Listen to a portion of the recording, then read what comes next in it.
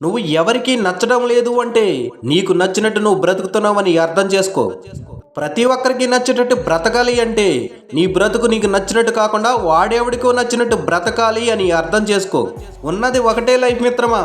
ఆ ఒక్క లైఫ్ కూడా నీకు నచ్చినట్టు నువ్వు బ్రతకలేకపోతే నీకు నీవుగా నీ లైఫ్ని వేరే వాళ్ళకి తాకట్టు పెట్టేసినట్టే అని గుర్తుంచుకో.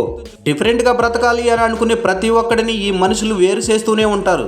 ఎందుకంటే ఈ గొర్రెల మందలో నువ్వు ఒక గొర్రెగా బ్రతికేస్తే నేను ఏమీ అనవు, కానీ ఎప్పుడైతే ఆ గొర్రెలలా కాకుండా నీకంటూ డిఫరెంట్గా ఆలోచించినప్పుడు అవి నిన్ను యాక్సెప్ట్ చేయలేవు, నిన్ను దూరంగా నెట్టివేసే ప్రయత్నం చేస్తాయి.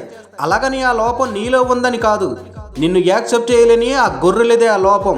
అరేరే వాళ్ళందరికీ ఫ్రెండ్స్ ఉన్నారు, నాకు మాత్రమే లేరు అని ఎప్పటికీ అనుకోకు.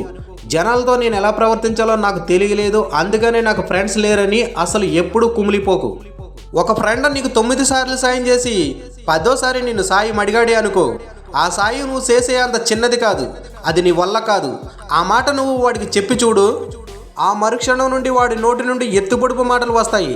అరే వాడికి నేను ఎన్నిసార్లు సాయం చేశానురా, ఈ ఒక్క సాయం చేయలేకపోయాడు వాడు అంటాడు. ఫ్రెండ్స్ ఉండడం వల్ల ఎంత లాభం ఉందో దానికంటే ఎక్కువ నష్టమే ఉంది. ఒక ఫ్రెండ్ని నువ్వు క్యారీ చేస్తున్నావంటే నీ రహస్యాలను నువ్వు క్యారీ చేయలేక వాటిని మోయడానికి ఇంకొకటిని పెట్టుకుంటున్నట్టే. నీ రహస్యాలని నువ్వే మోయలేకపోతే వాడు మాత్రం నీ రహస్యాలు ఎలా మోస్తాడు? నీ నోటి నుండి జారిపడిన మాట అది నీ ప్రాణ స్నేహితుడి చెవిలో పడినప్పటికీ అది రహస్యమని ఎప్పటికీ అనుకోకు. స్నేహితుడు అన్నవాడు కత్తి లాంటి వాడు. ఆ కత్తి అస్తమానం నీకే ఉపయోగపడదు, కొన్నిసార్లు నిన్ను ముక్కలుగా నరికేసే ఆయుధంగా కూడా మారవచ్చు. బాధ వస్తే నిన్ను నువ్వు ఓదార్చుకో, ఆనందం వస్తే నీలో నువ్వు పంచుకో, రహస్యాలుంటే నీలో నువ్వు దాచుకో.